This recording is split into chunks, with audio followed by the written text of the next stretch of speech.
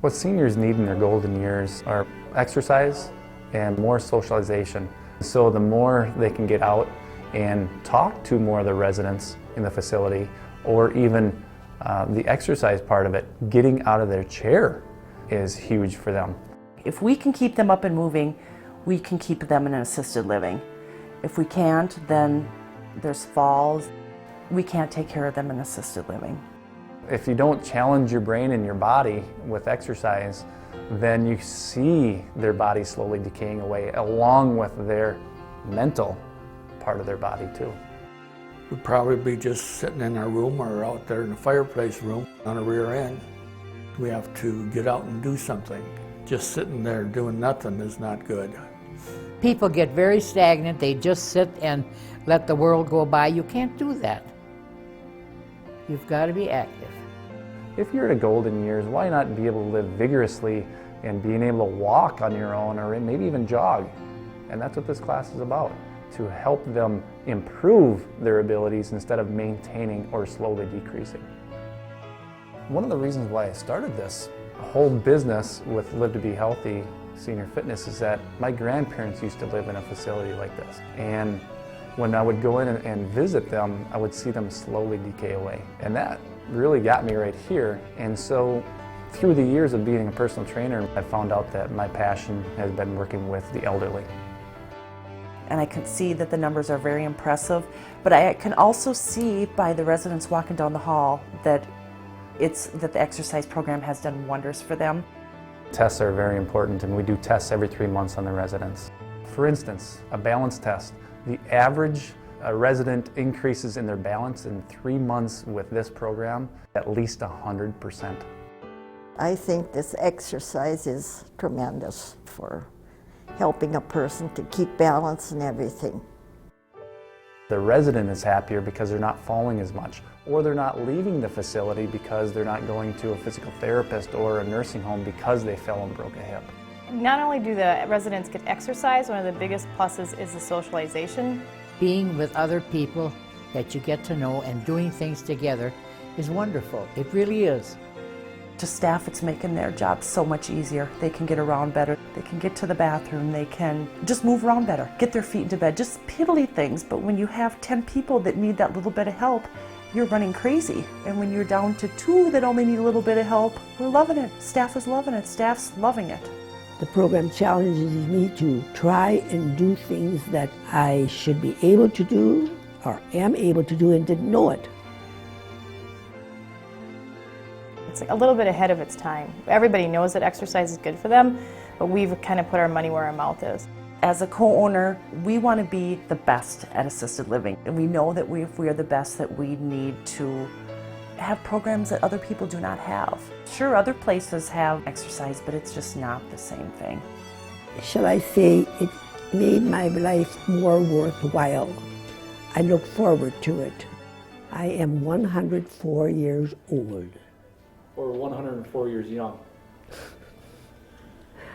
I think you're right.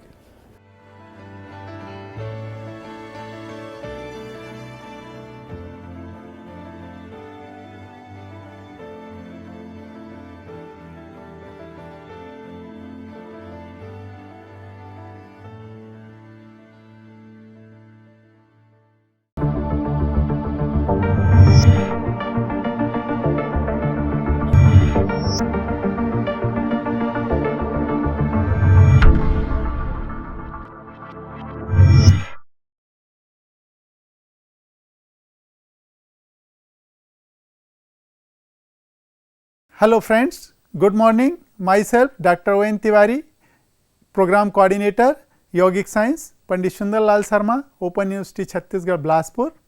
आज हम yoga and meditation for health and mental fitness of students इस units का अध्ययन करेंगे। इसमें हम देखेंगे कि योगा हमारे मेंटल फिटनेस के लिए, हमारे पर्सनल लाइफ स्किल के लिए क्या क्या भूमिका अदा करता है। आप जानते हैं कि ultimate aim of education anywhere should be develop a complete human beings. For that, skill need to be developed in all the domains to live happy, productive and peaceful life. Hard skills are the core skills which are required for innovation, creation, construction and production in various disciplines such as physics, chemistry, mathematics, biology, engineering and technology, arts and commerce.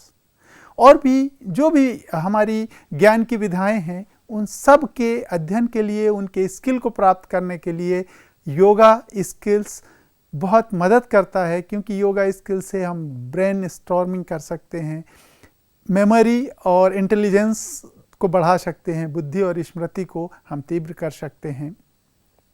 तो हम ये देखेंगे कि योग के द्वारा हम अपने क्षेत्र में कैसे कंसंट्रेशन करते हैं। आप जो स्लाइड्स देख रहे हैं इसमें हमारे भारत के राष्ट्रपति अब्दुल कलाम साहब हैं।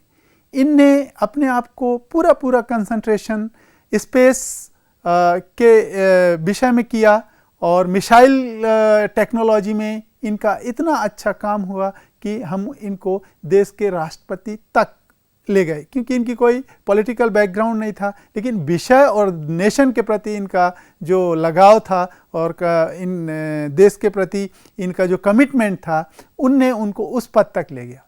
तो योगा का जो स्किल डेवलपमेंट है वो किसी भी व्यक्ति को अतीन्द्रिय शक्तियाँ प्रदान करता है। अतीन्द्रिय शक्ति का मतलब होता है एक्स्ट्रा ऑर्डिनरी पावर्स। आप जानते हैं कि योगा स्किल्स को प्राप्त करने के पहले हम थोड़ा सा एजुकेशनल स्किल्स और इसके बाद रिलीजियस स्किल्स, ये जस्ट इंट्रोडक्शन के लिए हम आपको बता रहे हैं कि एजुकेशनल स्किल क्यों हमको जानना ज़रूरी है। Educational skills has been presented under the following 12 domains: self-development skill, social skill, interpersonal and collaborative skills, communication skill. Second में life skills, critical thinking and training thinking skill, research skill, constructive and connectedness skill, system thinking skill, information age skill, है ना, leadership, administration, management skills, all the skills, spirituals, development skills, yoga skills and holistic development skills, ये 12 skills में yoga skills हमारे लिए बहुत उपयोगी है। अब लाइफ स्किल्स में हम ये देखेंगे कि हमारी लाइफ स्किल्स के लिए हम अपने जीवन में कुशलता के लिए कौन कौन से बिंदुओं पर हमको फोकस करना चाहिए, उनमें कंसंट्रेट करना चाहिए।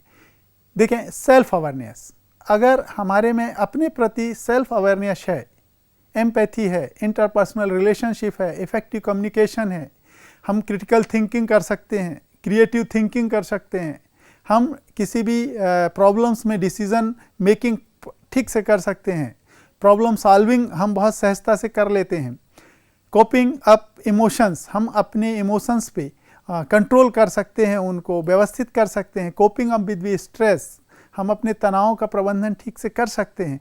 तो हम ये समझ सकते हैं कि हम अपने जीवन के बारे में कुशलतापूर्वक कार्य कर रहे हैं। ये लाइफ स्किल के अंतर्गत हम इन बिंदुओं को रखते हैं। योगा स्किल में जाने के पहले हम एक बिंदु पर और आपका ध्यान आकर्षित करना चाहेंगे कि स्पिरिचुअल डेवलपमेंट स्किल, क्योंकि प्रत्येक व्यक्ति विश्व का कहीं भी हो, किसी भी धर्म का हो, उसमें एक धार्मिकता, एक रिलीजियोसिटी आती है। रिलीजियोसिटी हमको बहुत सारे गुणों से अपने आप अवगत करा देती है, जो हम ना चाहते हुए भी हमारे में वो गुणों की आवश्यकता होती है। जैसे नॉलेज ऑफ सोल, कि इस सृष्टि का अंतिम नियंता कौन है, उसको जानने की हमारे में एक क्वेस्ट होती है, quest of for life values, conviction, commitment and character, happiness and distress. अगर हम रिलीजियोसिटी है, स्पिरिचुअल डेवलपमेंट है, तो हम डिस्ट्रेस रहेंगे, हमें तनाव आएगा ही नहीं, हम आनंदमय जीवन जिएंगे, ब्रदरहुड का गुण रहेगा, हम दूसरों की मदद करना चाहेंगे। इक्वलिटी, हम सब में समानता देखेंगे। एक्सेप्टेंस एंड एम्पैथी, हमारे में सबको स्वीकार करने की अपने आप क्षमता रहेगी। हम दूसरों से लव एंड कंपैशन, प्रेम पूर्वक उनसे हम सहयोग करेंगे। फ्लेक्सिबिलिटी, हमारे में एक फ्लेक्सिबिलिटी रहेगी, हम किसी में भी एडजस्ट हो सकते हैं और किसी भी समस्या में हम अपने आप को एडजस्ट कर सकते हैं। तो स्पिरिचुअल डेवलपमेंट स्किल का भी योगा स्किल के पहले हमको थोड़ा सा ज्ञान होना चाहिए, जिसमें ये बिंदु हैं।